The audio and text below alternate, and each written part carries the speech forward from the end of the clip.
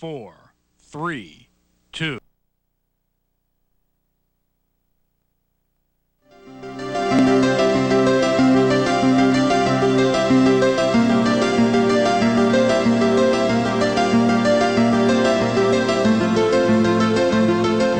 Welcome to Westchester Jewish Community Services.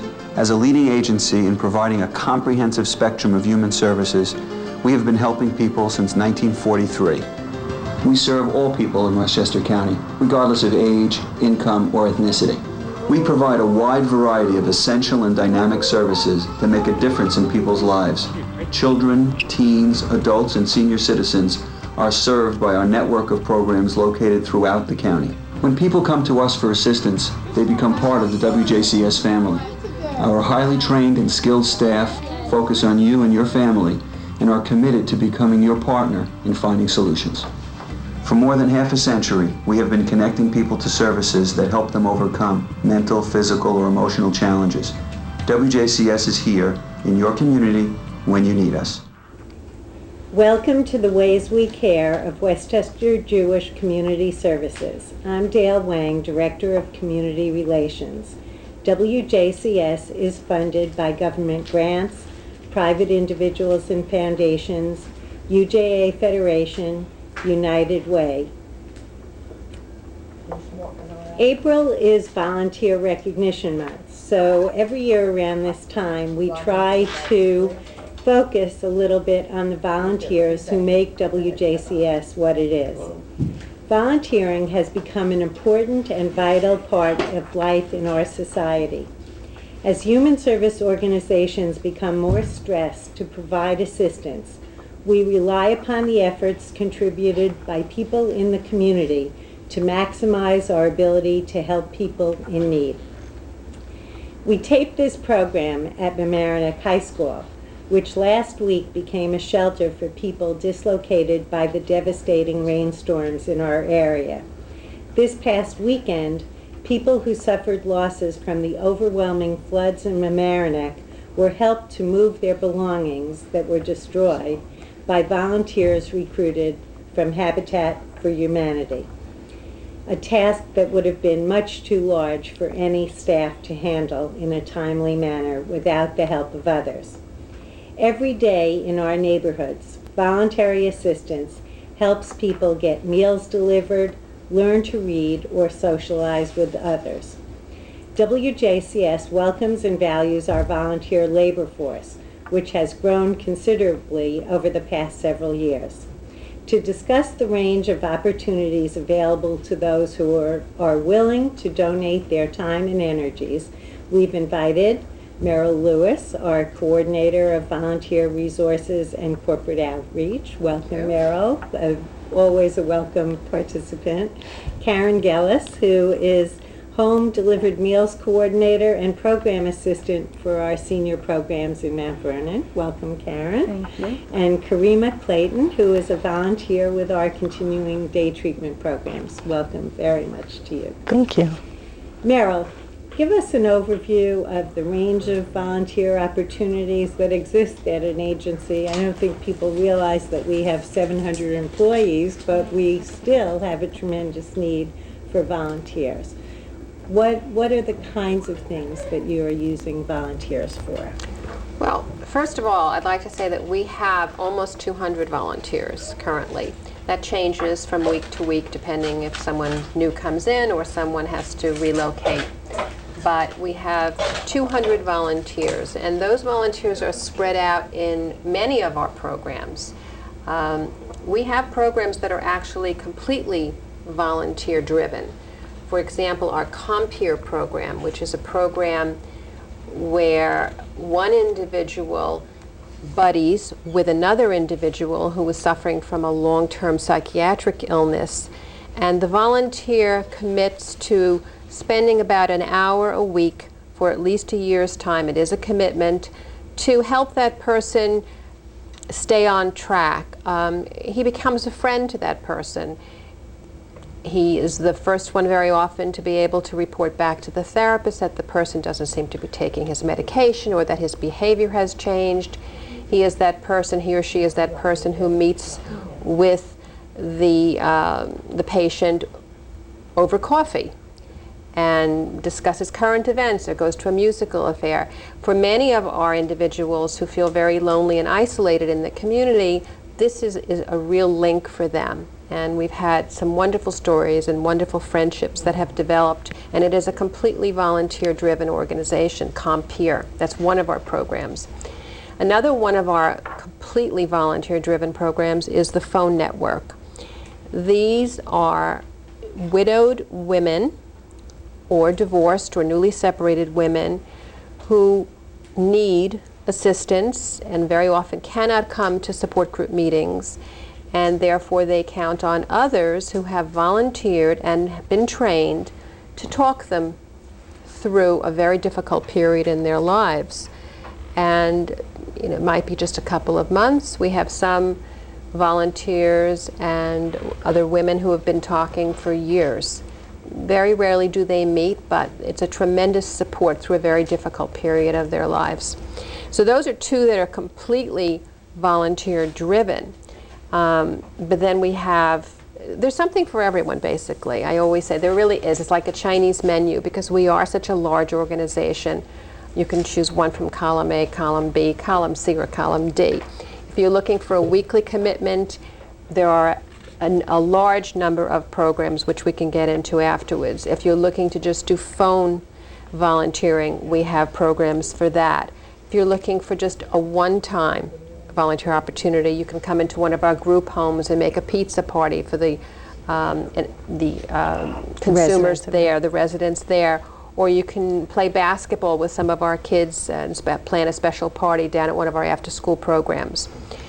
Is there, we obviously can place people in a variety of settings. And people of all ages, what kind of skills do you look for? It depends.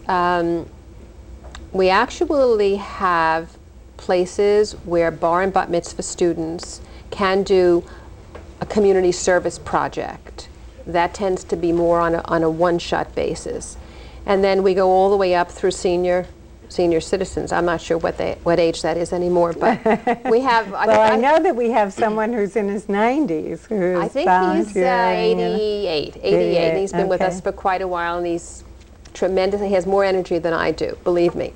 But and everything in between. Of course, we're seeing now a lot of baby boomers wanting to make the next 25 years really count. And volunteering is a way that you can really make your time matter. I mean, just changing the life of someone for the better is a tremendous opportunity. And but we have really all ages, and we also have all different time frames, so that if you can only volunteer on a weekend, we have something for you. And I try to match the volunteer and his skills or interests with a program.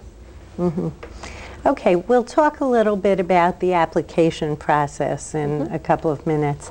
But I think very often people come and they say they want to volunteer. They don't really know what to do, how they can use their skills. How do you help somebody decide where that person's skills will be best used? Well, it depends again on what their skills are, and we have sometimes people who have worked a lifetime doing A, and they come in and they say, but I just don't want to do that anymore. I want to do something totally different. I've worked in a corporate environment, now I really want to give back and I want to help some kids. And then I will steer them into one of our programs with kids, and then we have the opposite. So as I said, it depends on, we have certain volunteer opportunities that are project-based, so that if we have someone who is a marketing person, or if we have someone whose career was in finance, we will look for a project. Every project is pretty much tailor-made to the individual. Mm-hmm. Okay, so there's an interview process where you really work with the person to find the place that's best for him or her. Right, well, we want it to be meaningful, not just for the volunteer, we want it to be meaningful for our clients and our programs as well. And then everyone is a winner. Okay. Let's start with Karen here, who actually is a case example of a volunteer. Karen, what brought you to WJCS initially? Initially, I was studying for a master's degree in gerontology, and I wanted to see if I actually liked the field. So I called up Meryl, and she suggested that I work in a senior lunch program. And I went to see it, and I loved it. So what types of activities were you engaged in a volunteer capacity? I helped the director of the program do intake forms, which was very appealing to me because I felt like a social worker a little bit. And then I also helped with the serving of the meals. I played rummikub and gin with the people there after the meals. It was fun. So this is a senior center where people come who are looking for socialization, who are looking for activities. Right, and they also get usually their big meal of the day.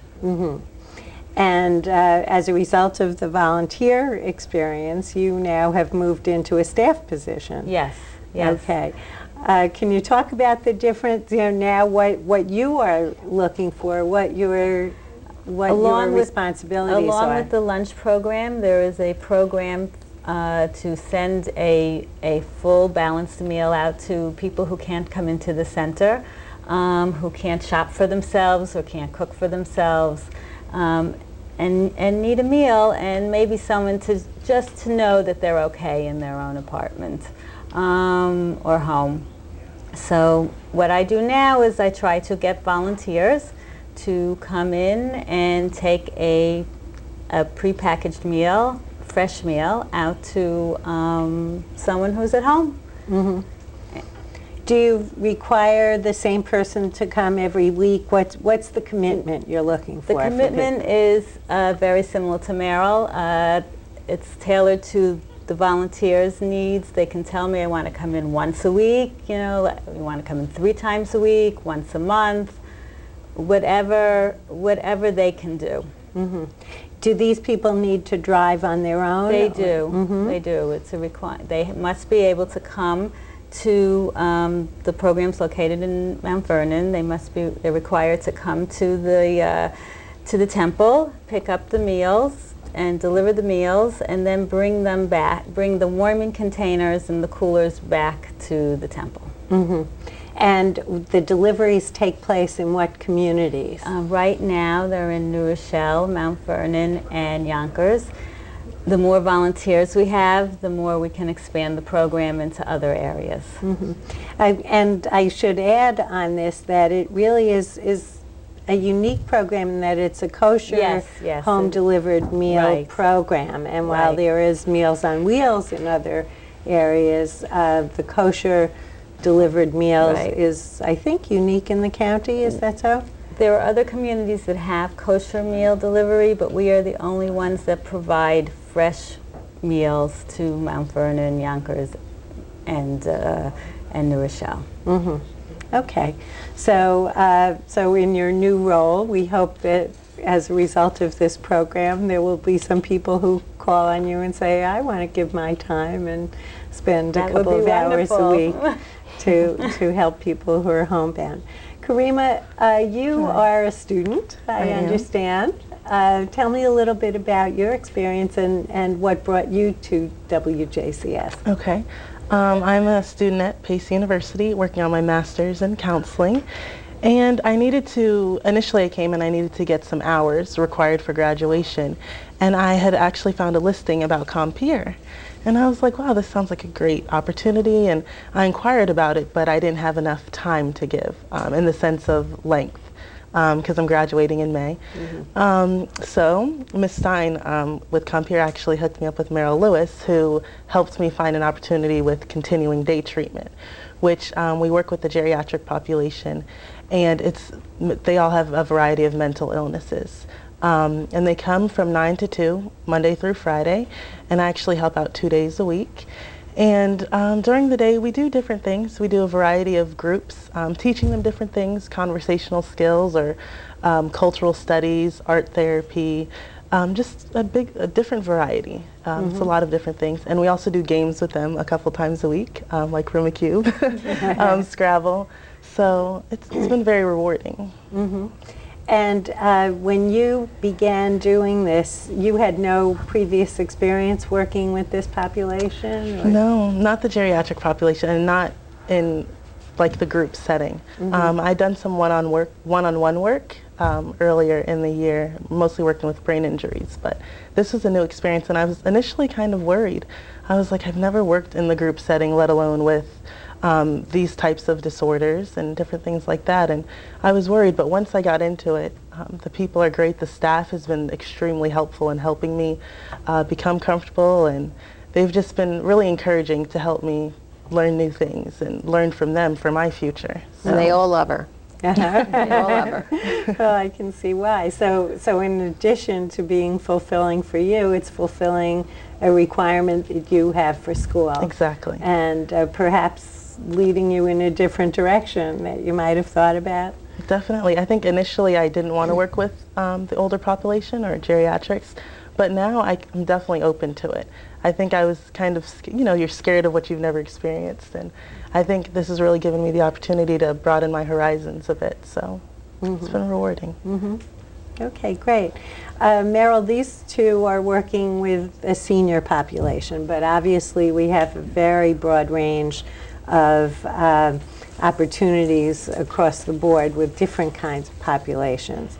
Can you give us a little idea of the possibilities for people who want to work with children? Because I know there are a lot of people who want to work with young people. How long do you have? Well, we have a few minutes. Right. Yeah. Well, we have several wonderful after-school programs. They don't run during the summer, but they're located in areas of great need, and individuals can make a tremendous difference.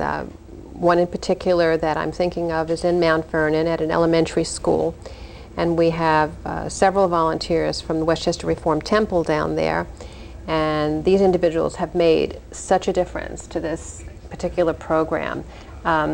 Two recently retired, a husband and wife came in to see me several years ago and said, look, something meaningful, we want to do something meaningful. I said, okay, and I listened to them, and the husband had a background in magazine editing, and the wife had a background in nutrition.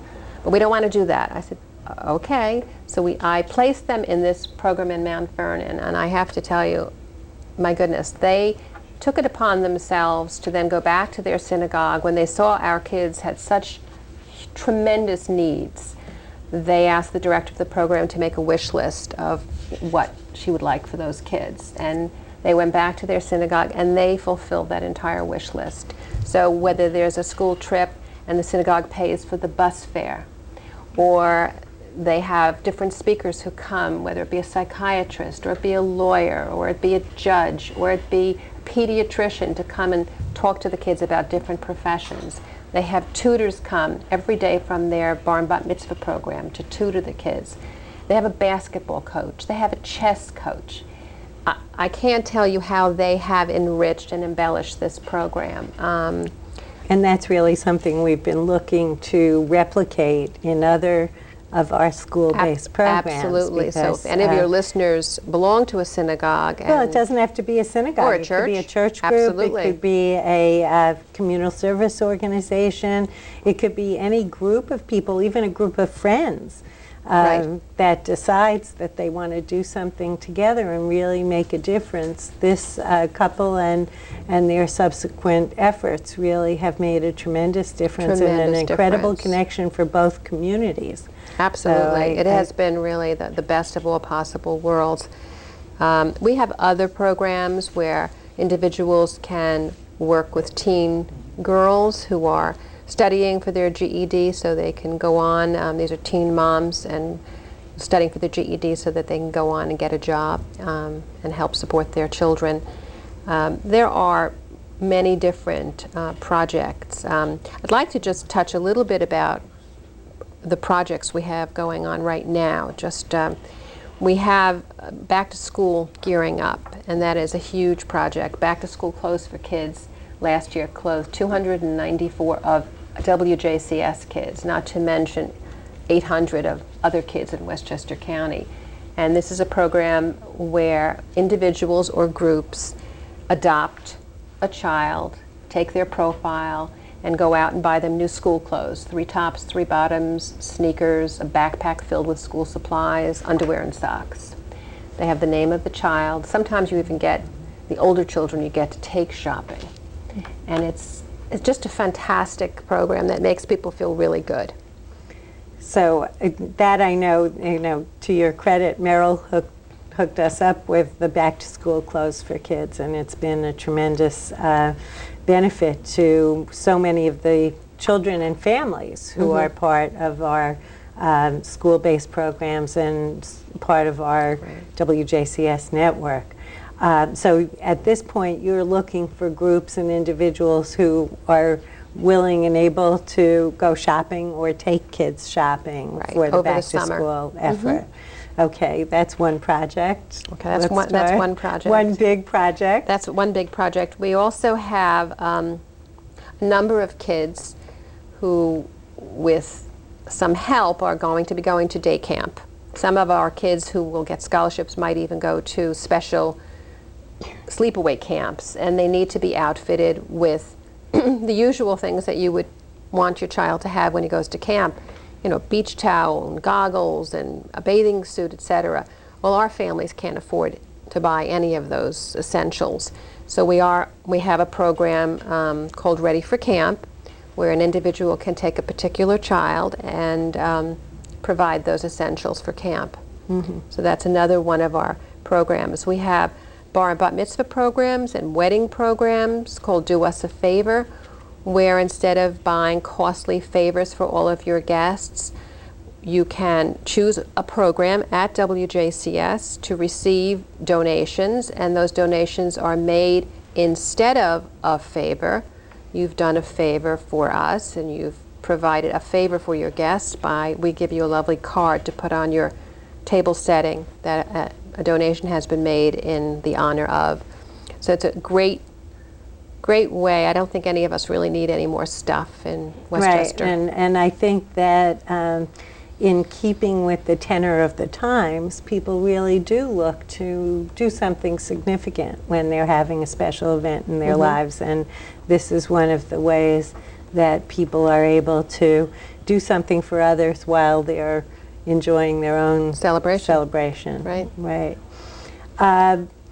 You touched on a couple of those. Anything else that you wanted to bring up? Well, we have, as I said, lots of different ways to help. We have what's called the Self-Help Clearinghouse, which is, I forgot how many support groups there are that come out of our Self-Help Clearinghouse. I think there are several hundred, I know that. So that if you are a person in need of a support group, you may call WJCS Lenore Rosenbaum, and the number we will give at the end of the show, looking for a particular support group, whether it be about your health, mental or physical, or a situation in your family. There are always others who have a similar situation who are willing to meet and discuss it. You can start a brand new support group if there is no support group. If you have a dog with no tail or something and you want a support group. Well, we did have a pet bereavement group. I know that some people in this very room, I think, took advantage of it. Pet bereavement, no, absolutely. So we do have many support groups, but we're always open to starting new support groups. So whether you need a support group or you would like to start a support group, you just have to call WJCS and we we'll do get the that training. going. We do the training. And those are all run by volunteers. Absolutely. Right. So I'm just going to throw out a couple of others because I want you to talk about the process of applying. The Parent-Child Home Program, which is in New Rochelle, that's a place where we've had volunteers as coordinators in the Parent-Child Center, and our Learning Center and some of the learning programs. Yeah, some of the learning programs, we encourage individuals who have been teachers to apply to those programs. because we always need retired teachers in those programs. Off the Street is a terrific program in Mount Vernon that is looking for a few special volunteers, and that's an after-school program with high school students from Mount Vernon coming in to mentor elementary school students, and we really need someone in that program. There are many, as I said, many different ways that we empower volunteers, and from what we've all read, volunteers are happier and healthier, they live longer. It's good for you socially, it's good for you, it lifts your spirits, you learn new skills.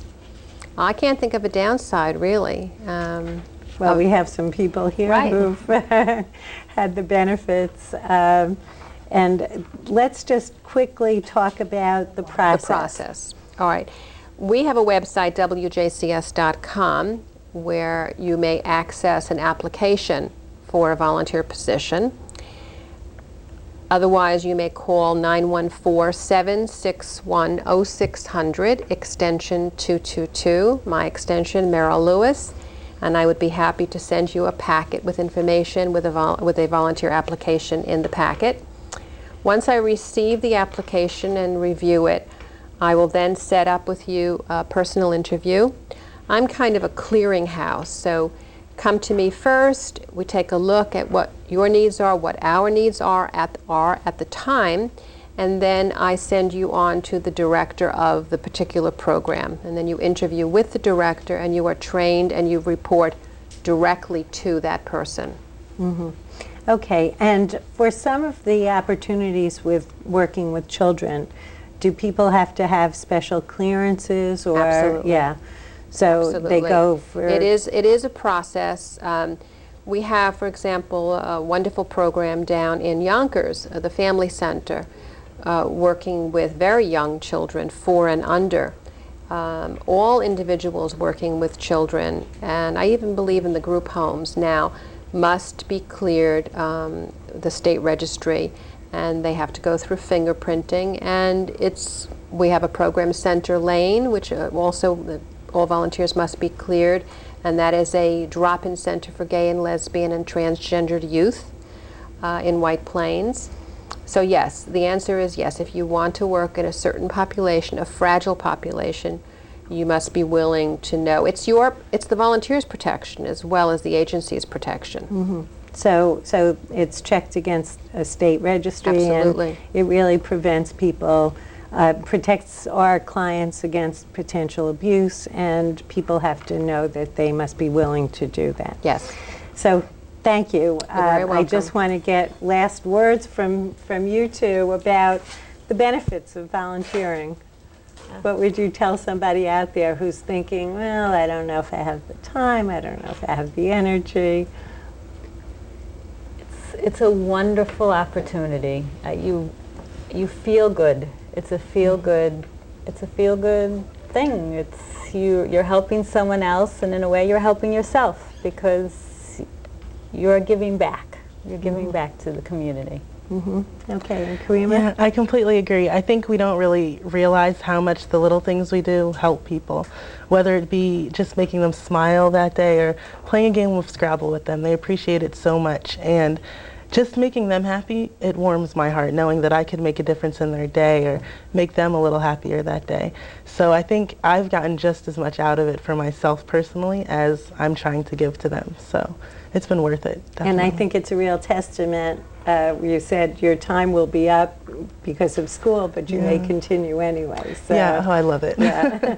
So I want to thank you, and if anyone wants to contact Merrill, your number is? 914-761-0600, extension 222.